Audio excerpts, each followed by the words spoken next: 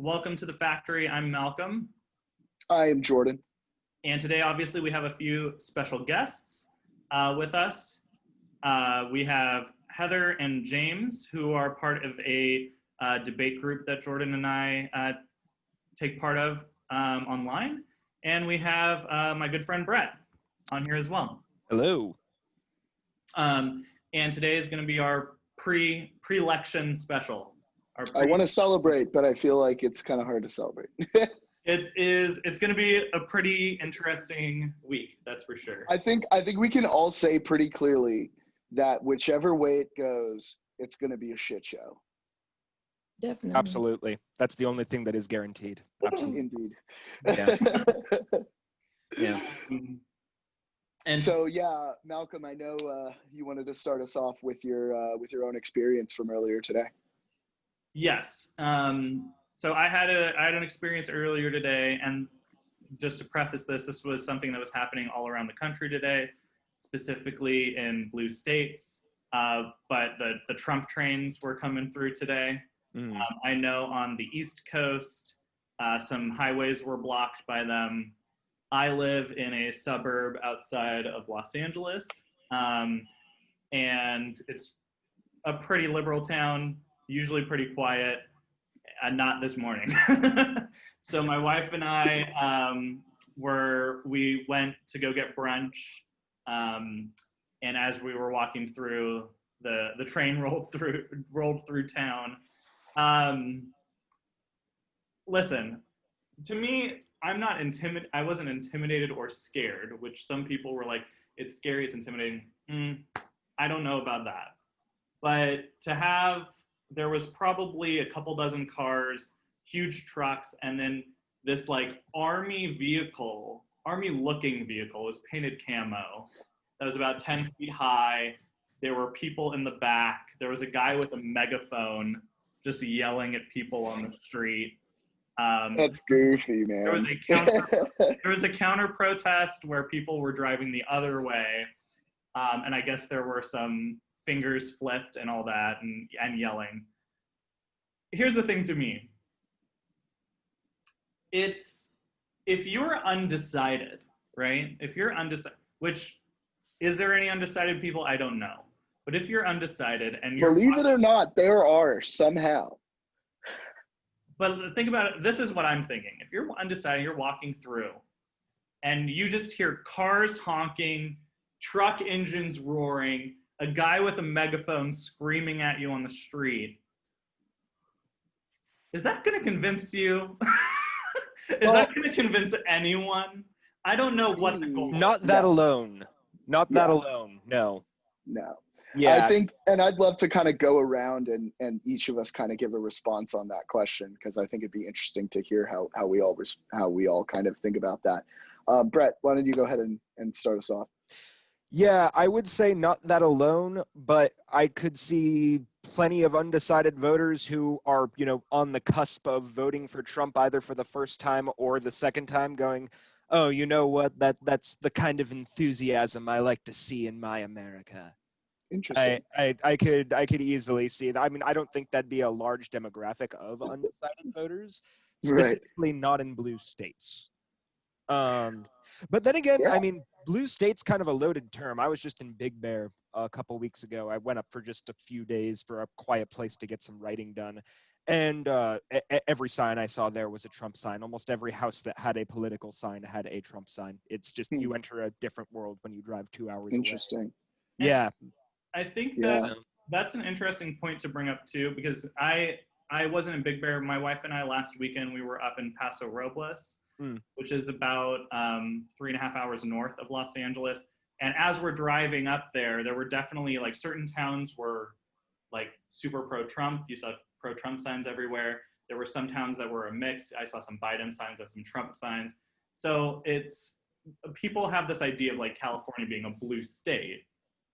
But there are a lot of Republicans that are just it's a big state. As to the right as in the Deep South. Yeah. Definitely. Absolutely. Definitely. To kind of continue off of what Brett said, I would agree. I'd say not by itself. it's kind of hard to really answer that question on its face, right? Because there's so many little sub questions and follow-up things you would want to know to really understand that.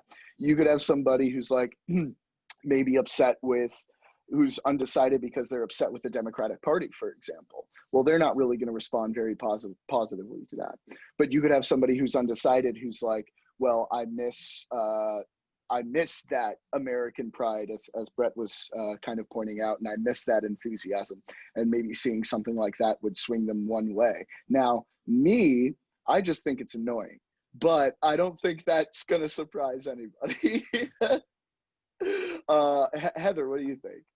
I had this exact conversation earlier today on Twitter with somebody who, I think it was AOC. She posted something about the Trumpers were blocking up one of the New York bridges today. They completely blocked it up, and no cop showed up or anything. Of course, they got special treatment.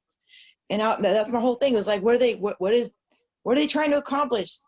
They're not protesting anything. They're not trying to change anybody's mind. They're just sitting there. You can't. The protests usually they're just mimicking what the recent protesters were doing, but the protesters were actually trying to change some people's minds about their issue. These Trump people were not. I agree with that. I do feel like there's probably like a little level of spite there, right? Yeah, it's very petty and it's just intimidating behavior in general. Okay. And James, our Australian opinion. I'm loving that we get to go to the outside point of view here. It's really interesting to me. The upside down. Yeah. Upside down point of view. There we go. Or of course, if you believe in a flat Earth, James, you don't actually exist. No, that's right. You've all seen that newspaper report, quote unquote report, that Australia doesn't exist, right? Right. Yeah. Oh. I'm a paid entity by the government or something. But no, dedication. Well, there you go. To me, the entire concept of riding around and shouting out your particular political bent is an extraordinary thing. That's not something that happens here. So if that were me standing there, I'd just find it obnoxious. You're allowed your opinion, and good on you for holding one. But you don't change people's minds by shouting at them. You talk with them. You talk about your points and why you think you are more correct than your opposition. But if you're going to ride around in caravans and shouting at your interlocutors through a megaphone, that's obnoxious. And I would probably be more inclined to turn away than turn to. I think you bring up an interesting point, because I think one of the things we've seen over the last 4 years is a lot of that exactly. And, I'm not just pointing at the right, at Trump, I'm pointing at the left too. There's been lots of just shrieking back and forth in, unintelligible sentences, things at each other where it's like, well, screw you. Look, we may not be happy with a lot of the decisions that are being made, right? Granted, many of us are unhappy with a lot of the decisions that are being made, whether it's on one side or the other. But I tell you what's not going to change those decisions is all of these spiteful going back and forth, trying to just do things at each other, right? Instead of focusing our attention at these big groups of people at the top from both sides who are trying to screw us all over together. Half the Trumpers won't even recognize that common enemy issue. We're the problem, not them. Yeah. And they won't. The only, except for the boogaloo types, they will agree the problem is the government. And so those are probably the only ones we can talk to you about on that level, but they still hear our guts. Even then, a lot of those types will say, oh, I never trust the government, but then anything Tom Cotton says, they just swallow right up. Like it just, that drives me nuts personally. Dude, and beyond the fact that just Tom Cotton and a lot of the shit that he says drives me nuts, but oh God, yeah. I'd love to know, are you you're right-leaning libertarian from what Malcolm said? On certain issues, yeah. On certain issues, yeah.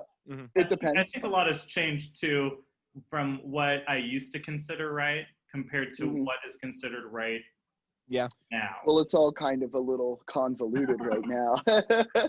Yeah. No, But definitely. the reason why I mention it, I'm not really one for labels either. But I just kind of wanted to get an idea of, like, economically, I know when it comes to, quote, libertarianism, Sure. it's often about, limiting certain areas of government, making sure that there are certain things that are done in a certain way by the people, by the states, whereas there's a certain set of things that are managed by the federal government. I'm just wondering kind of where you lie on that spectrum. On economics in particular. Mm-hmm. Yeah, no, I generally just, I could go on for hours about economics, as I'm Malcolm sure. could bemoan, I'm sure. But I'm sure. yeah, no, I tend to just, favor the general principle that of the freer the market, the freer the people, and that Okay.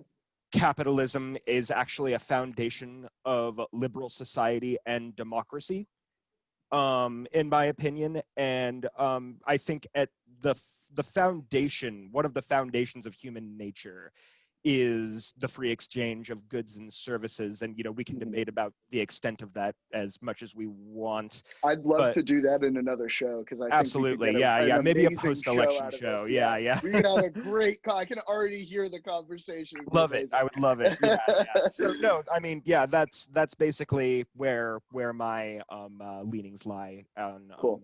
the basics of Yeah. economics. Yeah. Yeah, I mean, that's as far as economics go, that's generally a pretty standard, I would say, in line. And again, I don't like labels, but in line with generally what I would think of for a reasonable libertarian. Sure. There's Lots of people call themselves libertarians that are just like, people in camo in a hole ready to chuck a grenade at you. Like, yeah, pretty much. Trying to seems secede Texas again. There's a fine line between libertarian and full-on anarchist these days. Yeah, sure. Right. And I do have sympathy for some of my, anarcho-capitalist brethren out there. They're fighting the good fight, but yeah. Sure. Off the wall, fucking nuts. Yeah. Yeah. No, and fuck libertarians in general, because they took that word from the true libertarians who were straight up anarcho-communists. And this was back, when was this? Back in the 50s. That's a very in the interesting US. point. It flipped around, but I'm not mad about it. But this that's not interesting. Too mad about I think it. we should. I think because I can see a whole discussion coming here, Yeah. and it's not necessarily on the topic of the election. Move it along. Yeah. Let's go ahead and put a pin on that, and I'd love to get us all back together for a nice economic discussion on another show, because I think we have a great one.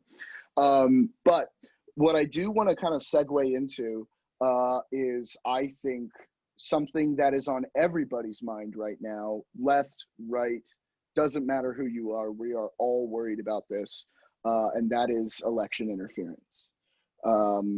We're seeing it happen a lot all over the country. We're seeing it happen in ways that, we never thought would be possible to get away with. And I want to start with you, Heather, because we were talking about that ruling in Texas that's coming up tomorrow.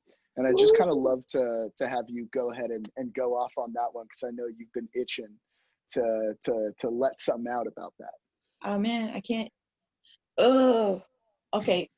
I don't know if anybody else saw this, but Republicans in Texas are trying to get 117K votes, ballots thrown out because they were dropped off at a drive-through, even though that was already pre-approved. That whole setup was already approved, and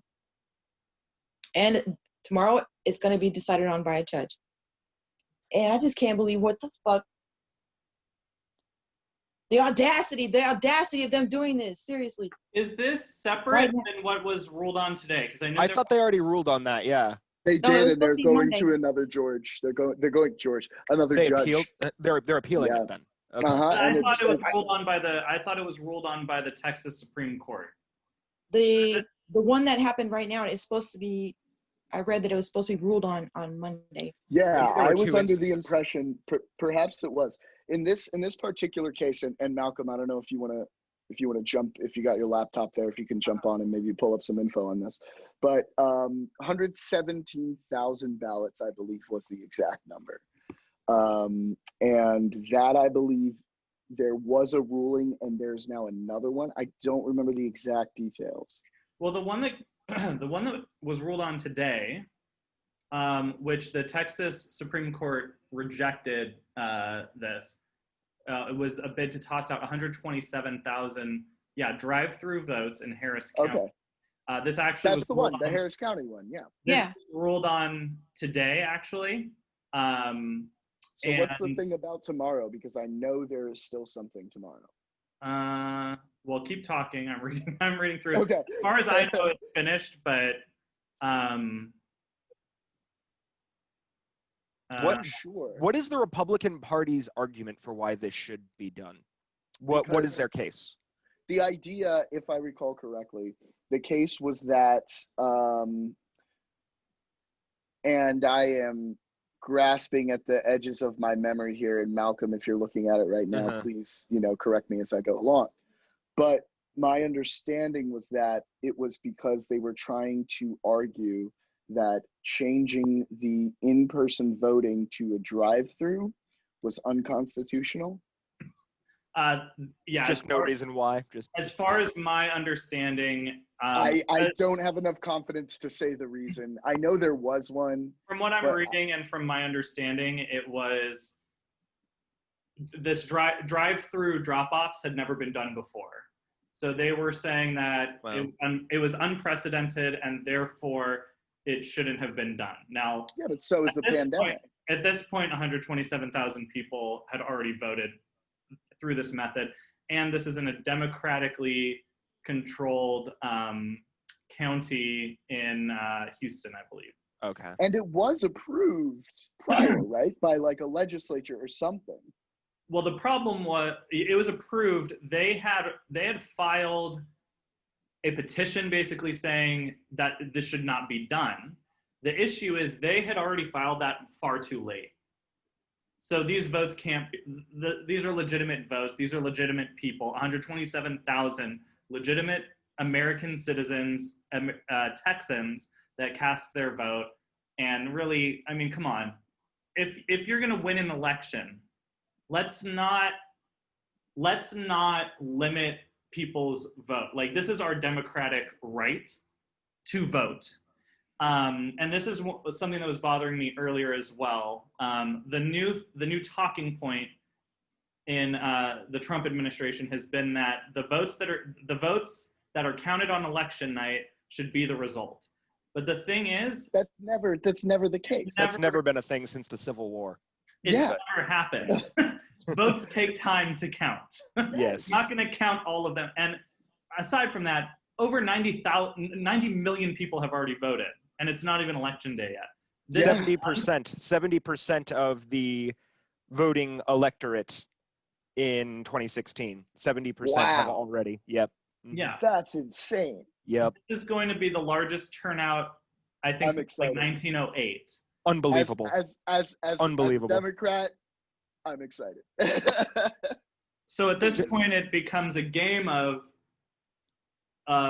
voter suppression. Do the votes count, and who should be counted? Now, I think most Americans. Can we actually pause for like 1 second?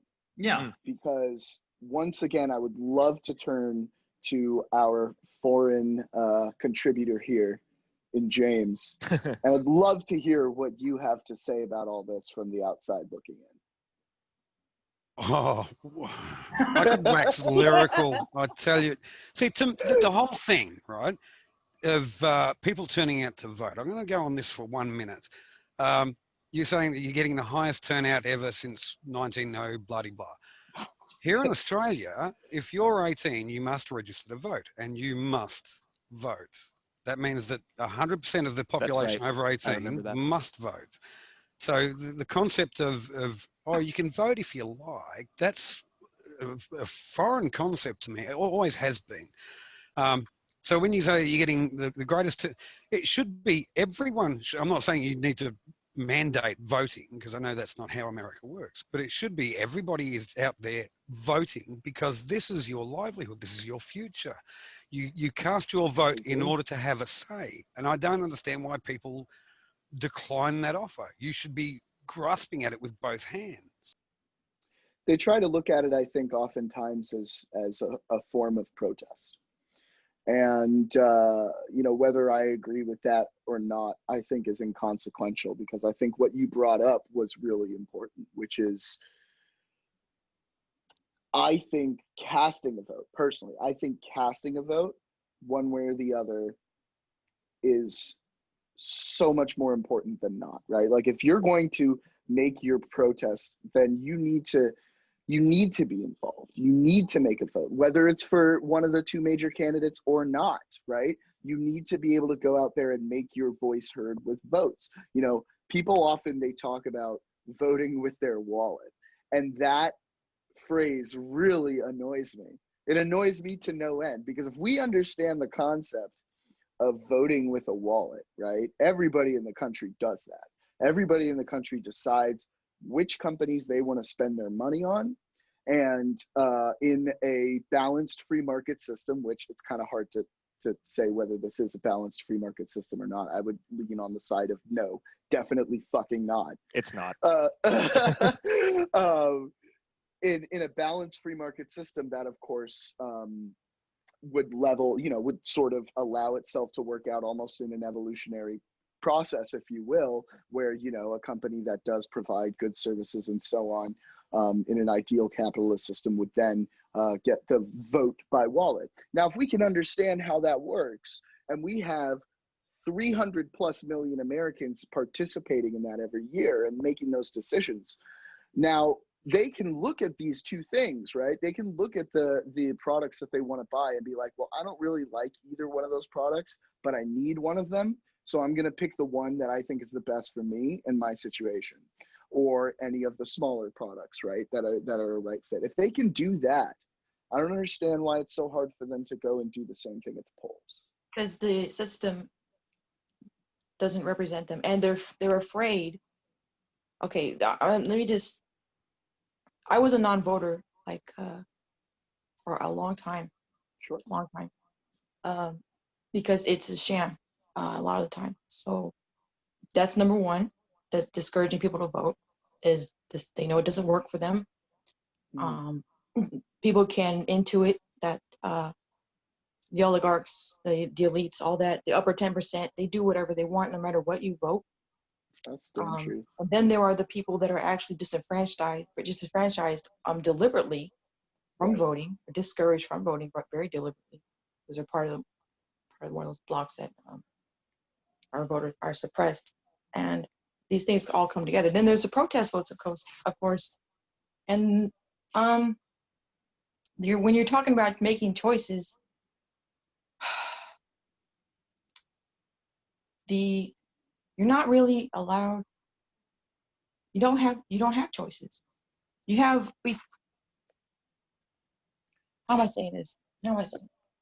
I mean, I think I know what you're saying. I think it is a part of it is the illusion of choice. Right. Absolutely. Of being on a ballot, and you see that there's 10 people running for president, but there's only 2 people that are really running for president, right?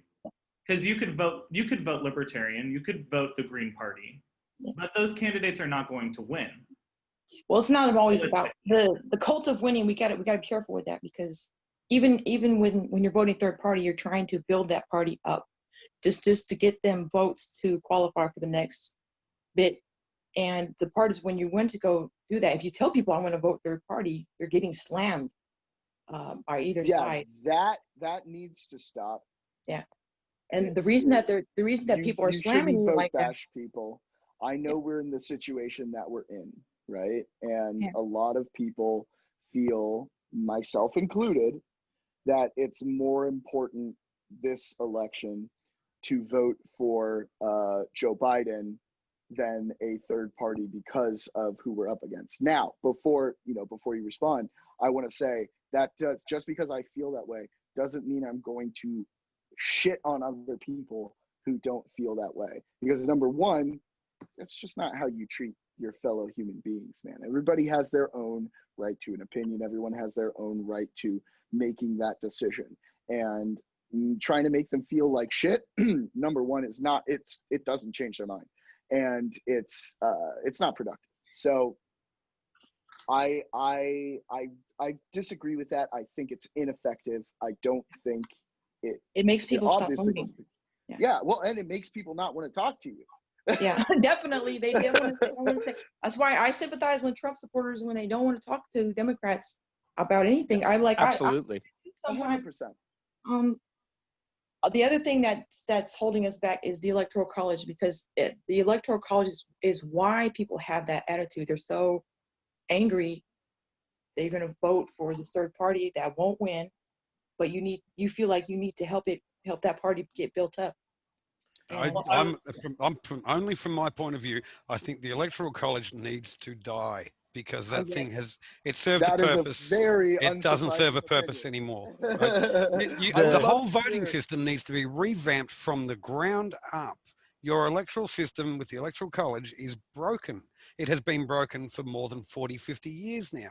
It needs to be done away with. It was good when you had a population of, 50 million. All right, you haven't had a population of 50 million for a couple of years now. Your population is so well spread throughout the entire continental United States that you don't need the Electoral College anymore. If you revamped it and you went for not a popular vote, because I know there's still certain areas that will pull rank over another. And if you went popular vote, I don't think the Republicans would ever win again. But you need to find a more balanced, more nuanced approach to how you count votes. The Electoral College hasn't worked for decades, and I don't know why people rely on it. And again, outside of point of view, I definitely want to hear what Brett has to say about this. I can tell you it's on the tip of your tongue, Brett. I actually really do appreciate the concept of the Electoral College, and I think it still does serve a purpose. I just think the way that the actual electoral votes are tallied is very dated. But you want it to be proportional? Yeah, proportional per state, I think, would be the most. That would be a big improvement. It would be a huge improvement. Well, and I've also Sorry. Yeah, and then please finish your idea after this. But I floated this idea, and I'd love to hear your opinion on it as well. To people that I talk to, where yes, make some adjustments to electoral votes, but beyond that, perhaps we should award a number of electoral votes to the popular vote. Possibly. That's what Maine does. Right. Yeah, with their I wasn't aware that distribution of their 4 votes. Yeah. Yeah, and what I was saying was, on top of the electoral votes that we have, separate from that, instead of dividing by, say, population in some set, maybe say like we have, not maybe like as much as California, for example, but maybe like 20, 30 votes, something like that, to the popular vote. Yeah.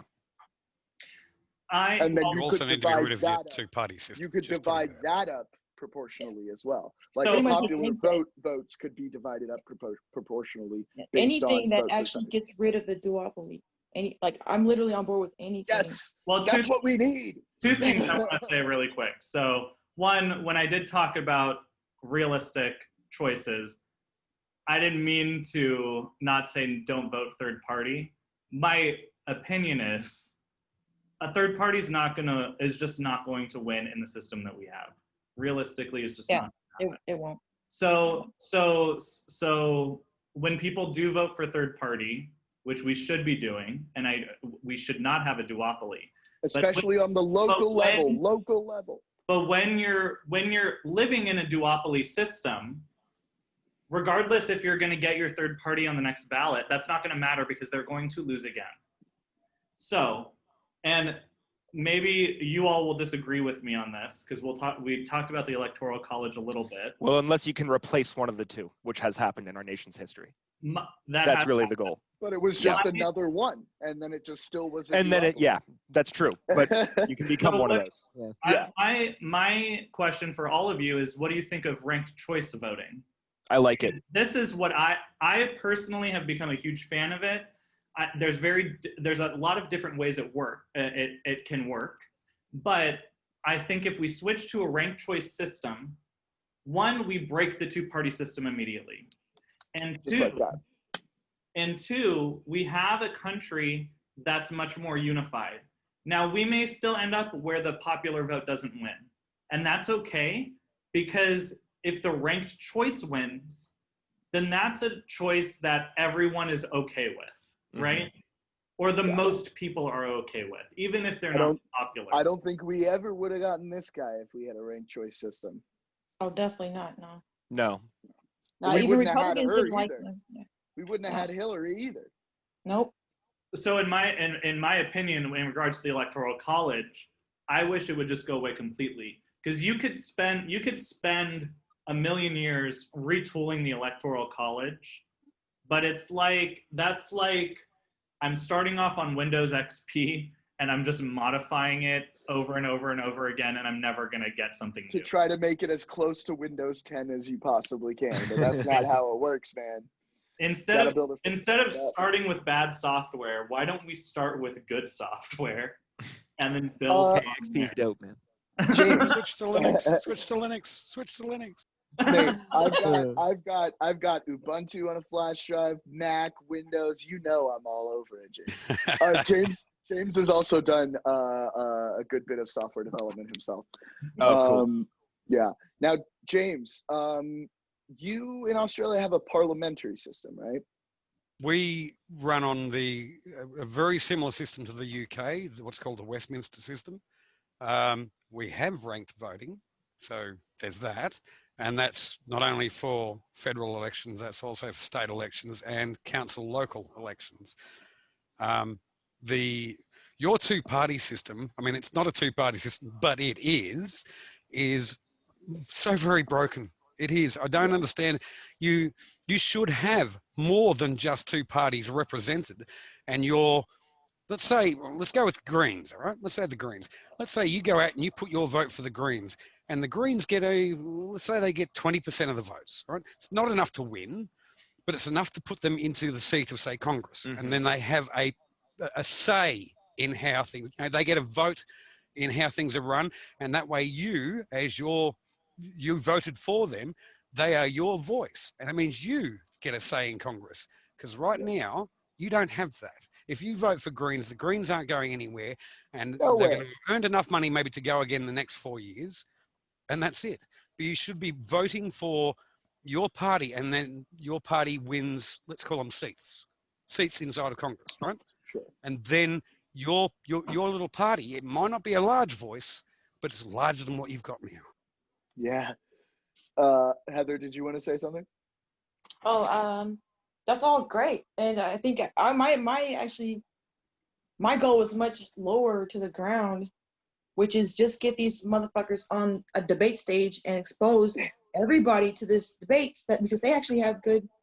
When they were, I watched debates, they're good, and people need to hear this. People need to hear that they have an actual option other than this crap where they just sling shit at each other. These two parties, that's all they do. They get on stage and they just talk bad shit about each other, and that's not how all third parties. It's like even the most conservative guy up there was way better than Biden. That's what I thought, and that's ridiculous. I mean, we should be able to vote for these people and let them have a chance. And I think that first debate is something that's going to go down in history. Like this is going to be in history books, absolutely, or web pages, I guess, at this point. People are not going to forget that. That was a scary. I mean, it was surreal to watch that debate. Like I felt it was almost an out of body experience. It was like, what is this really happening right now? I think it goes to show that, eventually if you do have a two-party system that gets to where it is, they have this kind of power. I mean, the unitary executive is an unbelievable thing. And it's no wonder that these parties fight tooth and nail, that they will risk, election fraud and being found out with things like this just to get the presidency because of how powerful the executive branch has become. It's too powerful. Way too powerful. Too powerful. I mean, there used to be a balance of powers here, and it's gone. It's so gone. I was talking to somebody. Sorry, go ahead, Heather. Sorry, I was talking to somebody earlier who said he worked for the Democrats for a while, and he told me pretty much what we already knew, which is it doesn't matter, like why all the leftists are being ignored, and why all the black people are being ignored for all this time is because you go ask them for something and they just like, okay, yeah, whatever. Well, and then just discard you because you have nowhere else to go. You're still going to vote blue. It's the same on the right. Like, yeah, why don't you just support? That's why one of my wildest ideas was if we can't get rid of Electoral College, why don't we just swing around and take over the Red Party? Wouldn't that be fucking wild? And I don't see that happening. They used to be. If But Donald it would Trump have to can be do it. pretty forceful. I don't know. It would have to be very surprised. But Democrats won't do anything unless they're actually afraid you're going to vote for somebody else. I'm tired of these weak fucking Democrats, man. I'm tired of it. I'm so tired of. Oh my god. The DNC hasn't been the DNC for a number of years. Long time. Not since, I would say, not even. I mean, I don't even look. You could consider the DNC strong under Clinton, but I don't.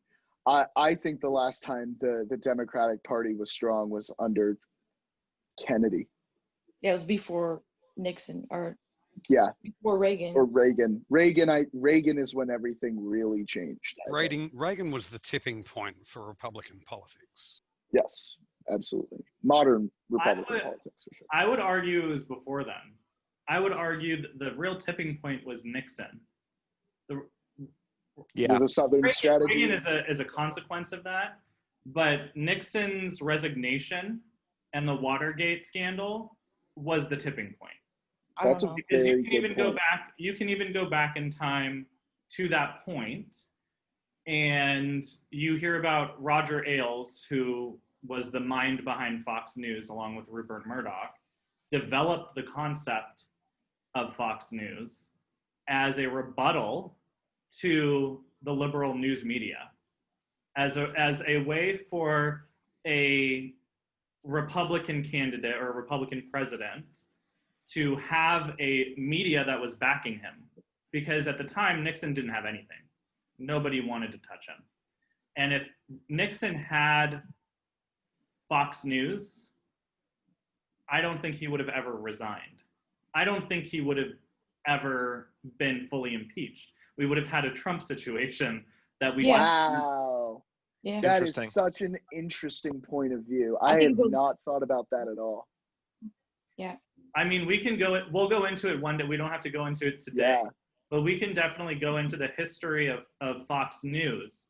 And the concept of Fox News is decades and decades old, and started with Roger Ailes, and it started with the Watergate scandal. And I think it started with McCarthyism. Sure. Itself. That's a it good was point. just destroyed the whole left and pushed whoever was left toward the right. And the Democrats got very weak after that. And after that, they just kind of gave a green light for the Red Party to lose their fucking minds. I guess over time, it got worse and worse for presidents. The best last president, I think, was like Eisenhower. No, I don't know. I need to see that. Yeah. Go for it. But they've been progressively bad, one after the other. And part of it is because there's a guy, if you got your computer out, he wrote this, the left case against Joe Biden, and he has pretty good evidence, he has a pretty good case laid out about how the imbalance in our politics is making the Red Party worse and worse over time. We can go back. Brett, it sounded like you wanted to jump in there. Oh, it was to Malcolm's point about the founding of Fox News and, right-wing media accessing, would-be Republican voters is, I think one of the weaknesses now for the Democratic Party in this country is, and just, democratic thought in general, left of center thought, whatever you want to call it, is that the mainstream media has now sank so low and to where it's almost like they had a credibility before, like earned or not, CNN, MSNBC, NBC, ABC, there was a certain credibility, I feel like, for much of the 90s and 2000s that Fox didn't have for the majority of Americans. Now, CNN and MSNBC have really sank to just being the opposite Fox News. Yep. Yeah, Exactly. and I think most people see through that. Some people, I mean, will just sit there. I don't. And Yeah, I mean, like at this point but in the game. But I do have to point out, and I don't know if you guys have had a different experience. Please tell me if this is just my bias noticing this. Then please just tell me. But I seem to feel that a lot more people on the left are less trusting of their left-wing media than people on the right are of their right-wing media. 100%. That definitely, is absolutely true. I noticed that. Yeah, I've noticed that. Yeah, the left are calling their own side out for bullshit when it comes up, and I find that's refreshing, and that's how it ought to be. You should be policing your own side. I agree. I agree 100%. Part of that too, though, is the consequence of the demographics themselves. I mean, the average Fox News viewer is. I hate going down this road. I hate going down this road. No, the average Fox News viewer is a lot older than like, you know, the average you know, left-wing person. Okay. Sure. So they're more inclined to watch traditional news media because that's what they've grown up with. Whereas if you look at, you know, millennials, younger folk who tend to skew much more to the left, they've grown up with online stuff. They've grown up seeing their news online. They haven't grown up watching cable news. Most people don't even around. Look, I'm 31. most people that are around 30 don't even have cable anymore. So it's just a difference of consumption, and I think that's I think that's part of it. So that's why when you see Fox is the #1 watched news network, one, because it's really the only mainstream conservative news network. One America's quite big. Don't say that yet. I know a lot of older right-leaning people who watch One America News. It blew up in the last couple Is years. One America literally exploded? I don't know. Is One American News actually on cable or is it online only? No, oh no, it's on cable. You can just scroll through the channel. I remember one time I walked in and my mother was watching it and I had never heard of it. And then I looked it up and I was like, what is this thing? What is this? Like this I mean, it makes Fox News look, you know, like your tame local newspaper, honestly.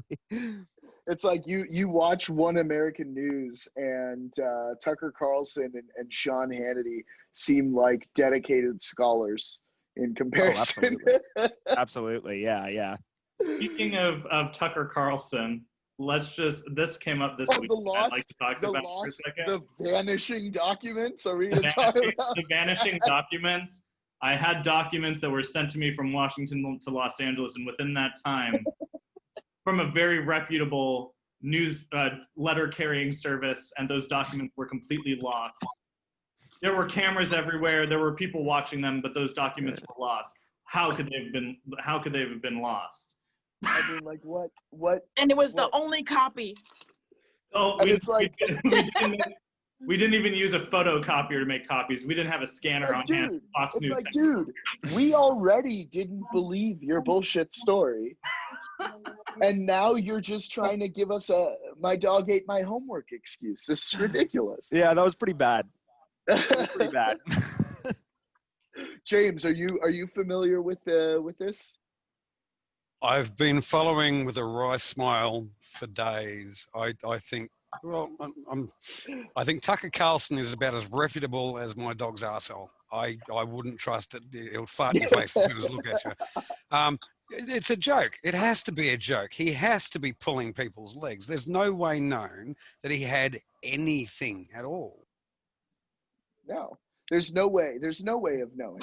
He's saying he's literally the guy whose legal argument against being sued was that people cannot take what I say seriously and as fact. is trying to say to us, just trust me. That's ridiculous. We're not going to do that. I'm not going to do that. I mean, I'm surprised he had like such a successful career after just getting demolished by Jon Stewart on Crossfire like 15 years ago. Oh my God, that is a classic. And for anybody out there who has not seen that interview on Crossfire, and you're not sure, you know, oh, maybe Tucker Carlson is somewhat trustworthy, watch that interview with Jon And he's not just scorching Tucker. Crossfire was this like debate show on CNN where you'd have one guy from the left, one guy from the right, and they'd argue with each other. And Jon Stewart. I don't even remember who it was on the left. I forgot who it was. After that, it was canceled. Like that show got canceled very soon after that. It's too bad because of that interview. Yeah. Yeah. It's a good concept. Like it's a great concept, but I mean, if you haven't seen it, it's on YouTube. Just go watch Jon Stewart just eviscerating those two guys, and it's I mean, Jon Stewart, like, I can see why he wanted to get out of this, but we need that guy right now. Definitely. Trevor Noah just doesn't do it justice, unfortunately, so much. He doesn't. Yeah. He doesn't. He's actually, from what I heard, I don't know if there's any details on it, but Jon Stewart just like signed a huge deal with Apple. Interesting. To do some sort of political show on Apple TV Plus. So something is in the works. I'm so down for that. I have Apple TV Plus. And secondly, on that note, I really wish Colbert would go back to the Colbert Report and get off late night TV. He is not meant for that. He is not meant for that format. I don't watch it. I haven't watched it. It's not I don't good. even know. Yeah. I'm not interested. I want to see Colbert play that character. That character is awesome. Great. It was amazing, and it fooled so many people. Oh, so absolutely. Absolutely, yeah. But not only that, Colbert is such a genius when it comes to that. That he really did make some really great arguments for the other side. And he did not, like, when he was interviewing people, he did not let them get away with stuff. Like, it was a comedy show, but if they were talking about something serious, and even if it was somebody on the left, he made real good points. You had to absolutely know what you were talking about if you were getting interviewed with Colbert, because he would not let you get away with stuff. And now, because he's on, CBS, you got to let everyone get away with stuff. So, Malcolm, how are we doing on time? I'd love to do, like, a wrap-up topic. Yeah, we can start wrapping it up. Cool. Yeah, I don't know. It doesn't show me probably how much time about an hour. But yeah, we're getting close. Yeah. I do have a question that I'd like all of you to actually approach. Yeah, that'd be great. How would you? There's a bit of talk about where Texas is going. Let's say that Texas does swing blue. Where do you think that's going to lead to? I got your answer. Okay. Yeah, I would love. I was gonna say, Heather, I'd love to hear what you have to say first. No, I think Republicans, if that happens, Republicans will probably never be able to win the presidency again, unless at that point they will probably agree to abolish the Electoral College. Interesting. Yeah. That is very in order to break. That's a hot take. I like it. Yeah, I like it too. Oh man! All right, Brett. Do you think that's going to upset them that much? Have you seen how they take losing? Oh my God! They haven't even lost anything yet, and they're already like trying to preempt it. So they're trying to preemptively say the other side. They tried to do this last time too, and then they ended up winning. And then they won, and they were like, "What the fuck?" Yeah. Oh shit! I mean, we actually did win the popular vote too. Yeah. No. Oh man. I don't see Texas going blue. I just don't see it happening. If it does, I'll be shocked. But I don't know if he necessarily just means this year. I think just in general, if Texas in the future swings blue. Okay, well, it does look like it probably will. At some point. Okay. Well, if we're talking 8-10 years down the line, then then I could see that happening. Yeah, I almost agree with what Heather said. Not necessarily in terms of like, oh, Republicans will be like, let's get rid of the Electoral College, because proposing new ideas isn't really usually in the Republican platform. If anything, I think that, like I was saying, every now and then, even though we have this dumb two-party system, another party comes and replaces it. Maybe it'll just be somebody else's turn. Maybe it'll be somebody else's turn to take the mantle. Maybe it'll be the Libertarians. No, not there's too. I don't think so. I think there's too many, no. I think there's too many Christian conservatives for the social libertarianism. Yeah, Christian conservatives will never go for the social libertarianism, first of all. If anything, they'd go form their own far-right party, like, a lot of Europe has now, and just, they'd be... That is some scary shit, by the way. It's very scary shit. As Jew, that is some really scary shit. Yeah. Yeah. Every time, man. Every time something like this happens, the anti-Semitism, it creeps back up again. It does. I don't get why that's still a thing, but it is, and it's something to always be wary of, for sure. Yep. Maybe the Whigs will come back. Who knows? Hey, that would be interesting.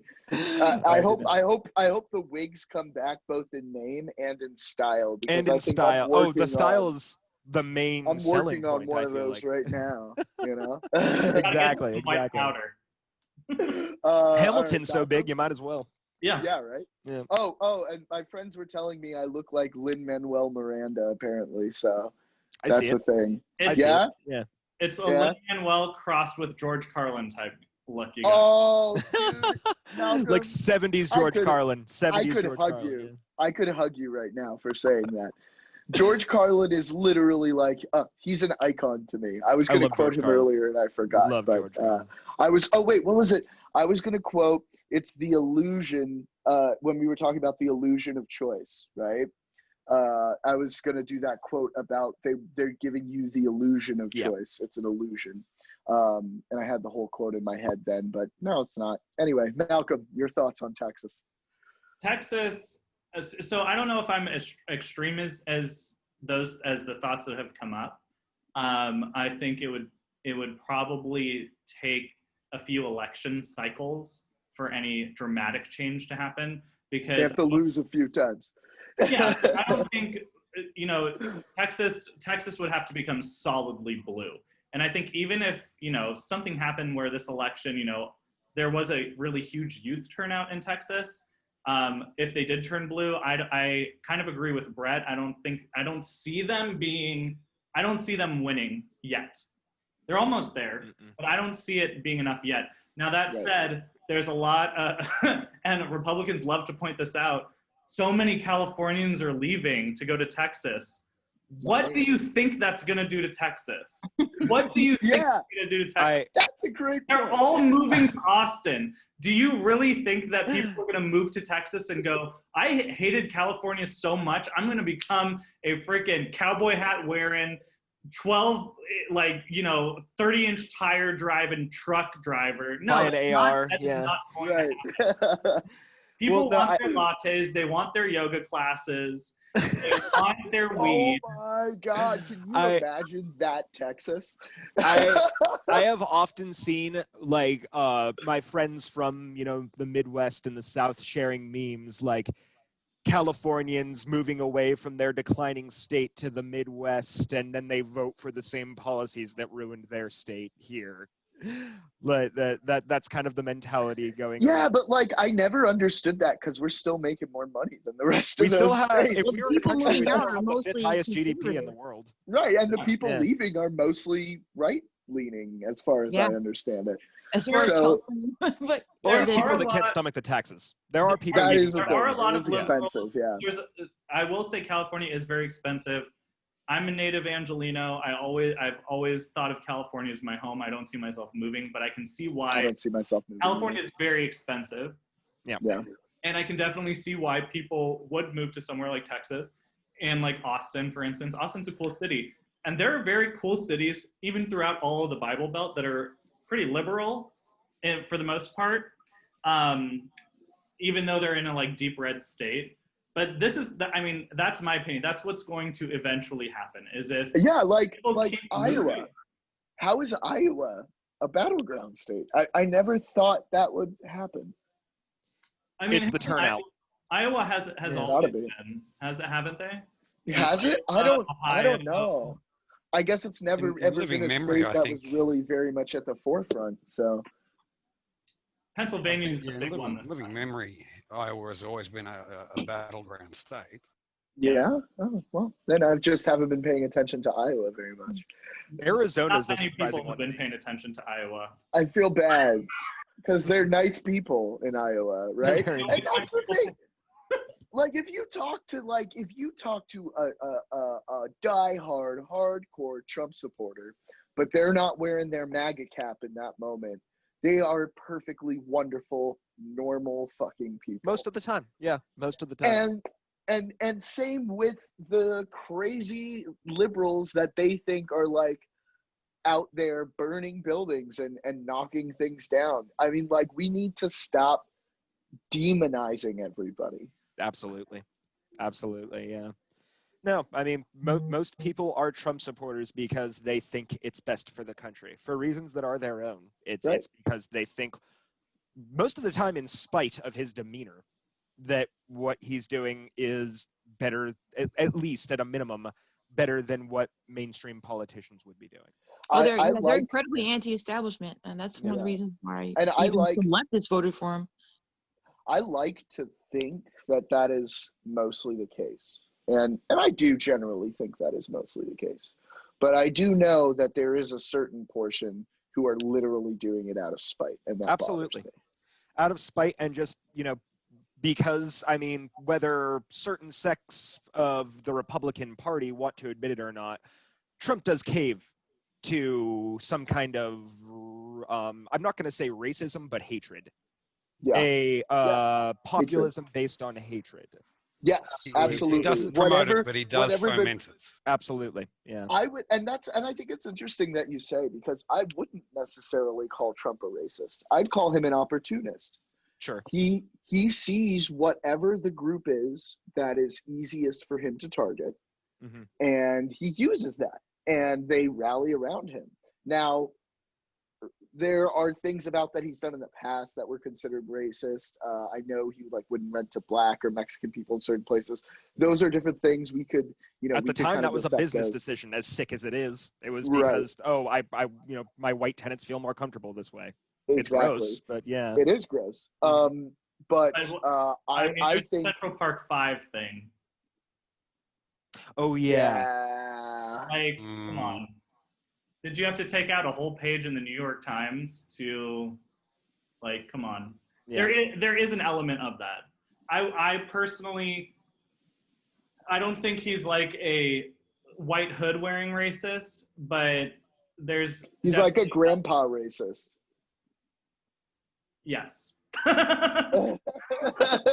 He's like your nice grandpa who's also a racist, except he's not very nice. He's Clint Eastwood in Gran Torino, but not cool. Yeah. way not Perfect. Cool. Yeah. Clint Eastwood, by the way, I wonder if he's still talking to an empty chair somewhere. I hope so. I really hope so. Yeah. That was quite the gaffe for a cool guy like Clint Eastwood, I gotta say. That wasn't. Yeah. I don't know. Why couldn't they get a picture of Obama? That would have made more sense. But he was talking to an empty chair that Obama was supposed to be sitting in. Oh, it was goofy. At some point, everyone becomes uncool. I'll just say this before. I have my uncool moments. Earlier this year, I went to a Bernie rally in downtown, and Dick Van Dyke was one of the guests. Who personally, I love Dick Van Dyke. He's a legend. Of course. Dick Van Dyke came out, and he's saying, he had to stall a little bit. I think Bernie was late for his speech, and he was supposed to introduce him, so Dick is stalling a little bit. And then he starts mentioning Truman and the atomic bomb, and that it was a necessary evil. Oh no! And you could just hear the crowd. That's a throwback line. Wow. You could just hear the crowd go. It's 2020, my guy, or 20 whatever. Whoops. This was. He was very abruptly shoot off the stage after that. He's an old guy. I still love Mary Poppins, so. Oh yeah, Oh my God, I still occasionally pull up an episode of the Dick Van Dyke Show. There man. you go. Yeah, legend. Chitty Bang. That was like one of my favorite movies when I was a kid, dude. Right. But I think what it just shows everyone, you get old enough. Something. You're gonna say some stupid shit. I mean, how many dumb things has Joe Biden said on stage, for God's sake? Many. He's not done yet, I guarantee it. I was about to say, he's not done yet, so give him a chance. He's about to spend, well, I can't believe I'm crossing my fingers for this, but he's about to spend 4 years doing it. Maybe. We'll see. I'm giving him 12 months before he hands the ball over. To Kamala? Mm-hmm. That's my thing. I reckon he's going to do it for 12 months and then handball it. Now, that's interesting. I heard actually, Malcolm, I heard from Alex Catu earlier that in Europe, they are treating Kamala like she is the center point of the ticket. Like that's how they're talking about. True. That's what he's from England, so. I have a lot of friends in Europe. Like I lived for 4 years in Moscow. I used to go around. Like I know a lot of people there. I don't think that's the case. I don't know. It's possible. I mean, think about it this way. Biden's what, 86, 87 years old? He's up there, right? No, 70. He's in his late 70s. Late 70s. 78, something like that. What I have heard is that it's likely he won't run for a second term. I have no doubt about that. I don't think he'll run for a second term. But here's the thing. He's got to win the first one first. But. Can I ask you, speaking of that, so what are the odds if Trump loses on Tuesday or, whenever the votes are counted? What are the chances that he runs again in 2024? Trump, you mean? Oh, he's running Trump, again. He's already said. Do it. Or not him. I don't think you can. I don't think you can run for president from jail. No, I think his kids will run. Oh, I fucking forgot that. That's possible. If they do run, I don't think they're going to make it. I see Ivanka running. I think this is it for him. I think this is it for the whole family. First of all, Don Jr. is dumber than his dad and 10 times less charismatic. So he sucks, man. I hate that guy. Eric even less so. Ivanka is probably the most charismatic of the family and at least the most intelligent sounding. I don't think but I don't think she'll run. I think this is it. If he loses, this is it. And the thing is who knows if he even really wanted to become president. I don't think he really did. But he doesn't want to lose. At this point, he can't. He doesn't want to lose. Yeah. There are so many cases against him that he will be eligible. This is what I think will happen. I think that there's a very high likelihood of if he loses, he will resign from the presidency before and then get a pardon from Pence. Yeah, but that doesn't matter. Do it because New York State is going to come after him anyway. That's a federal pardon. That has nothing to do with state law. So New York and the Southern District can still prosecute him. For what grounds?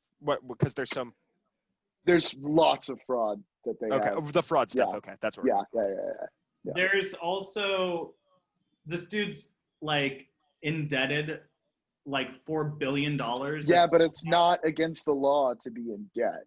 No, it's not against the law, right? But if he's not president, if he's really indebted as much as people think he might be to Russian banks or Russision oligarchs, and he's not president, that's a lot less leverage that this guy has.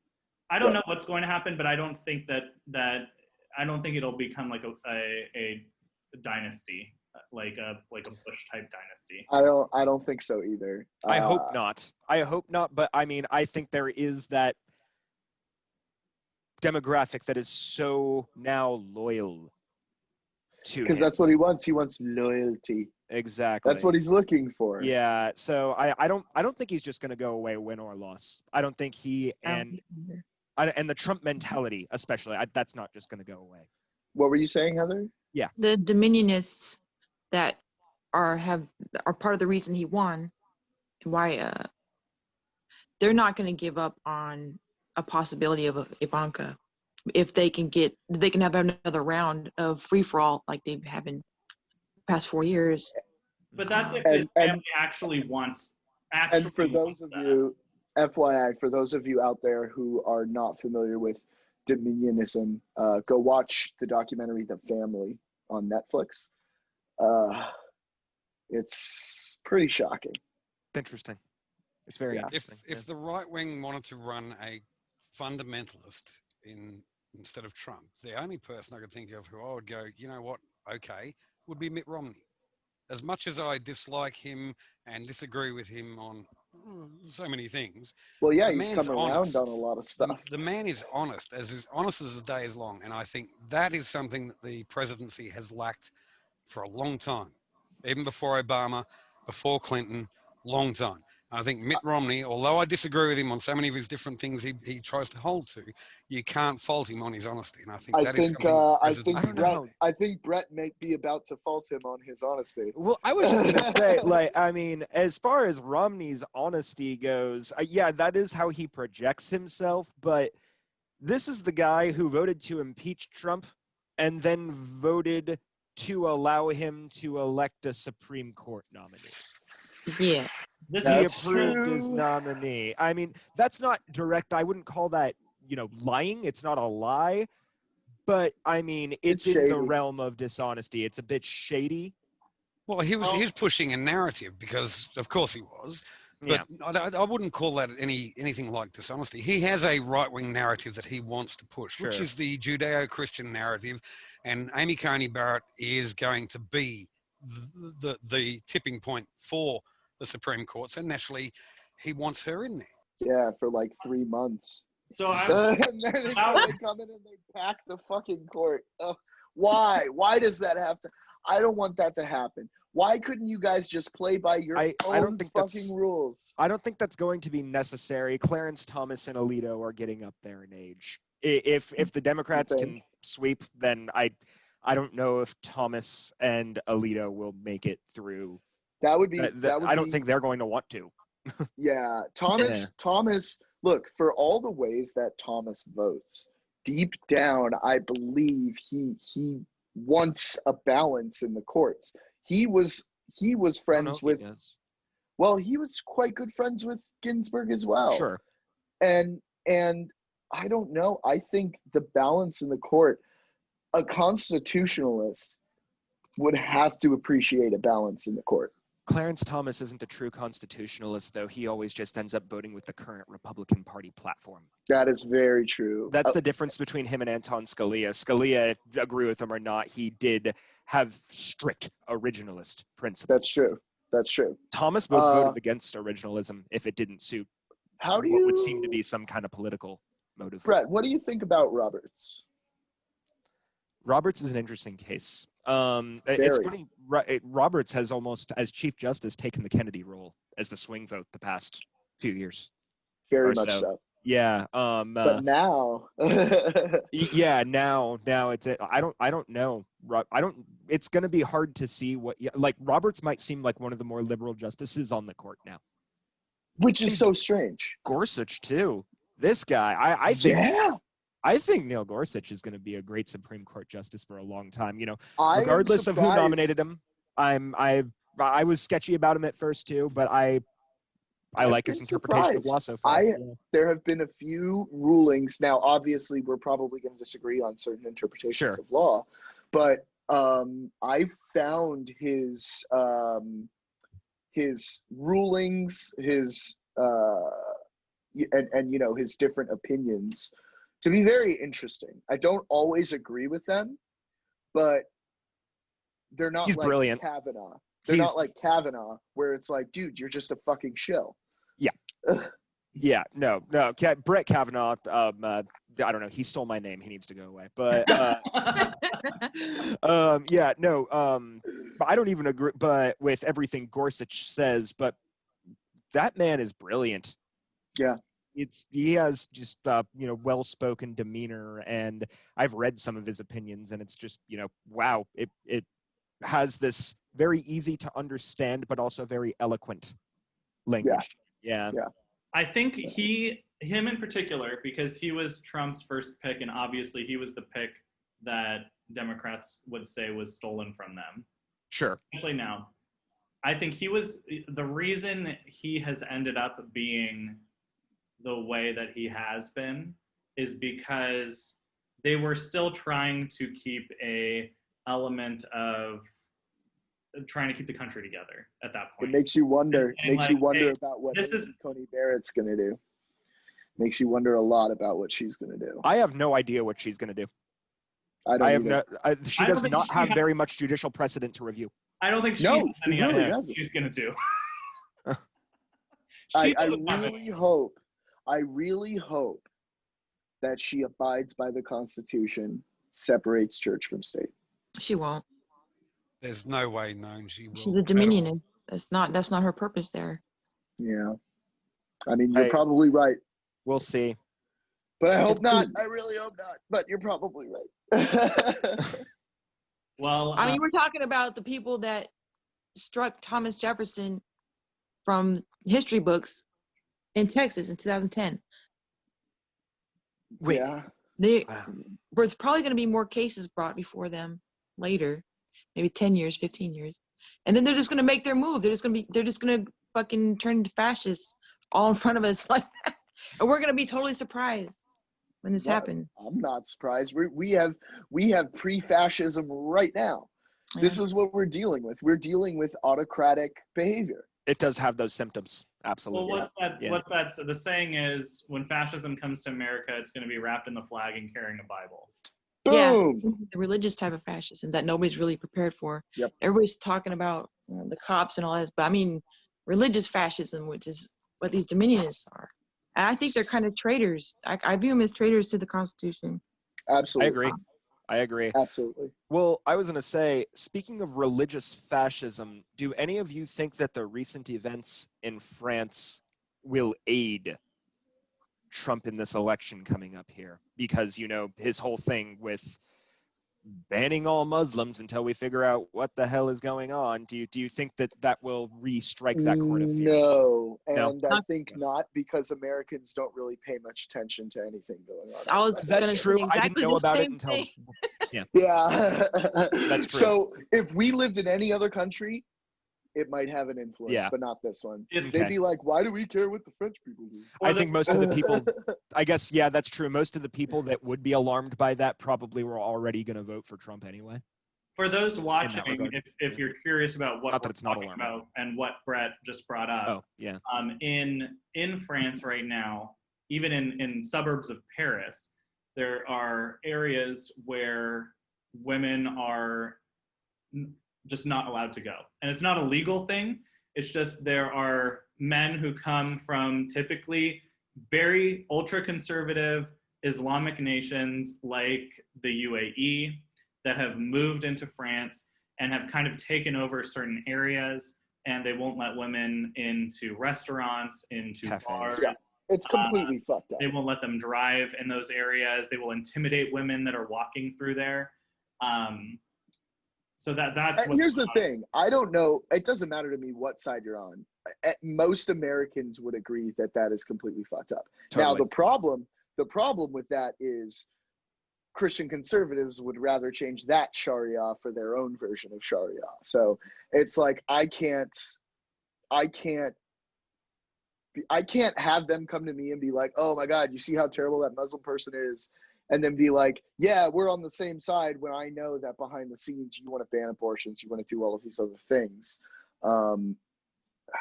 It's really difficult for me to process the fact that people can look at somebody else's situation and make that judgment, but can't turn it on themselves. So I was referring to that, but also I was referring to the beheading.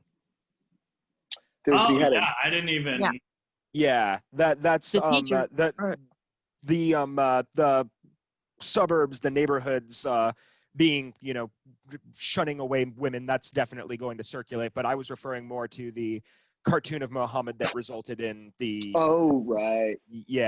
resulted in the beheading recently. Well, also, I mean, if we're on that topic, let's talk about the people who want to put people to death for getting an abortion.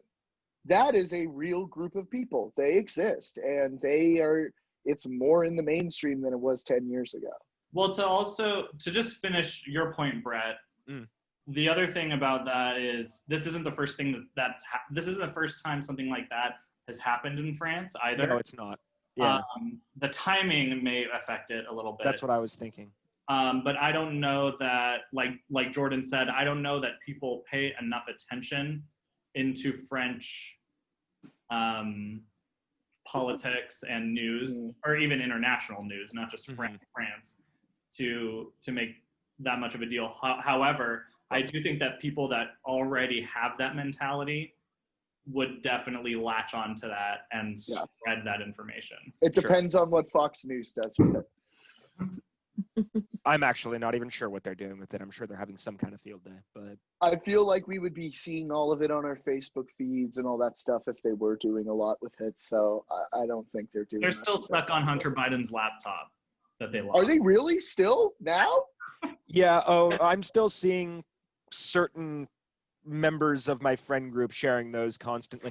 I mean, to be honest, like I find a lot of that interesting. Like, what the fuck was this dude up to? But like, yeah, but I mean, like, that's fine. But we also have to consider, the dubiousness of the sources. Number one. Sure.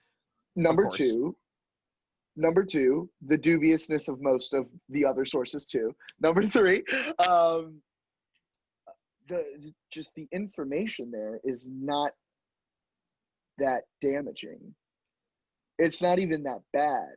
Like, we're talking about nepotism, and we're getting this from the fucking king of nepotism. Sure. Okay? So, like, it was, if it's true, it was bad. He should apologize and own up to it.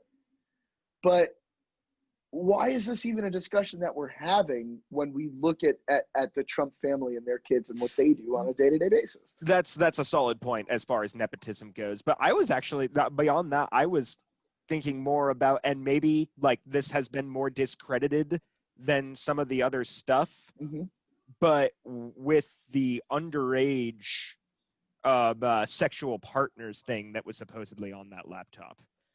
Now, I haven't heard a thing about that. Yeah, no. Well, I mean, it's been going around certain right-wing circles. I've looked into it. Well, isn't that where it kind of always goes? Of course. And like, so at first when I saw that, I was like, that has to be not true. There's no way that's true. Look at the source. And then, but I haven't found anyone able to disprove it yet. Well, unfortunately, that's a little bit of a logical trap.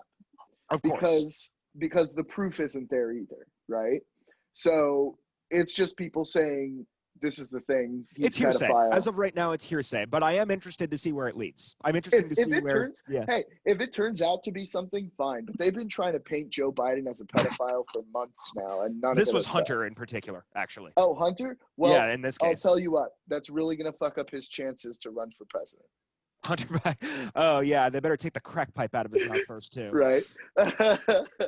I mean, look, I get it. If he's involved in stuff like that, that's fucking bad.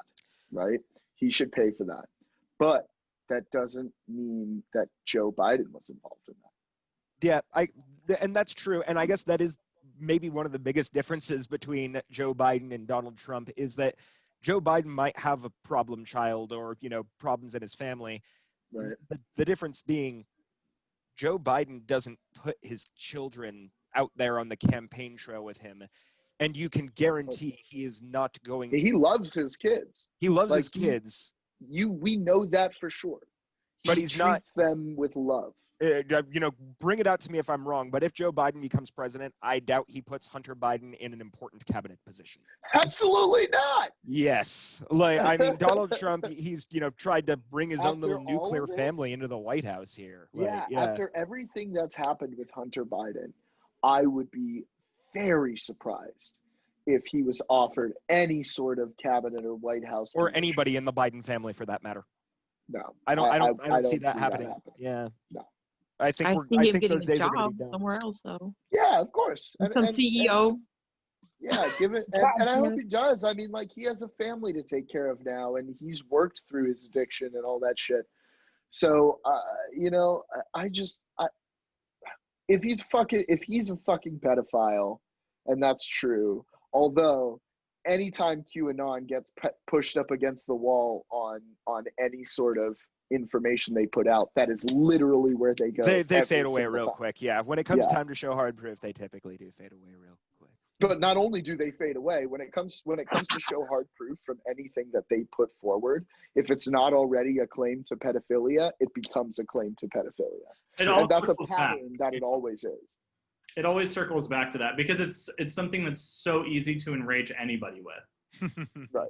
And they've done a great job of like showing these pictures where it looks like he's being inappropriate, to paint him as some sort of pedophile that people go, oh, well, I guess I could believe that even without going and doing the research, or even when that little one piece gets proven wrong, there's all these other things there. They're like, well, I saw all this other stuff, but they don't realize that all that shit is fucking fake and it's produced and manufactured to give them an impression. Well, then you also have like dozens of photos of Trump with like Epstein, right? Right. Throughout the years. Like actually. Like literally. I haven't talked to him in 15 years. I haven't talked to him at all. Where's this guy? Oh God. I've really appreciated this whole conversation. I think we're going to need to wrap up.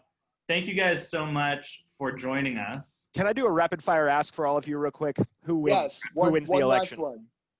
Who wins? Yeah, one word. Fuck me. Nobody. Nobody. And that includes all Americans.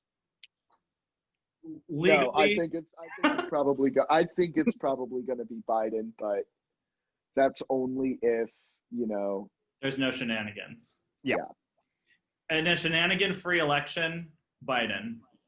In the actual election, Trump has a real good shot. Yep. Real good shot. Yeah. I'm going to say Trump just because, I mean, he's still got that big base of support, and I think he can pull off a narrow Electoral College victory. I was thinking the Electoral College also. So I fair was or not fair. For a while. Yeah. Mm-hmm. Trump has a serious, he can really actually win this, and it didn't affect the way I voted at all because I live in California, so I knew it doesn't matter what I vote. Biden's getting all of California's electoral vote, so I just voted third party. So fuck you. Yeah.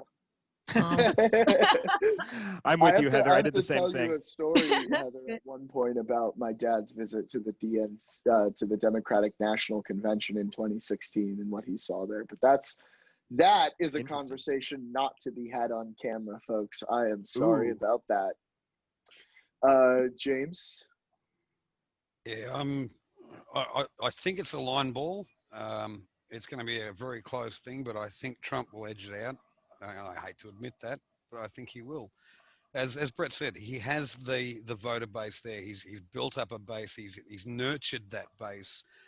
Biden hasn't been able to do that, so I think it's going to be a Trump victory. It'll be a narrow one, but it will be a Trump victory. Very narrow. If he wins, it'll be narrow, and I mean and contested as fuck. It'll be contested as fuck. He'll also lose the popular vote. I don't think there's any way in hell he's going to win the popular vote. No, I think it'll be even more of a landslide in the popular vote than it was in 2016. Yeah, I think the only way we're not getting a contested election is if we have at least a 5% difference in electoral votes. I mean, it's possible that the establishment turns on Trump because that part of how he got elected was he was running on anti-establishment stuff. He was riling up the anti-establishment people. And he actually did piss off a lot of the establishment. And if they turn on him, the oligarchs turn on him, they can throw to Biden.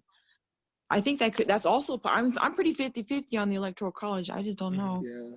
I would like to end on that hopeful note of the oligarchs turning on Trump. If you could call that a hopeful note. I call it a hopeful note. I don't know. I mean, well, yes, in that they're turning on him, but it's still the oligarchs, and they're still going to be there. This fucking system.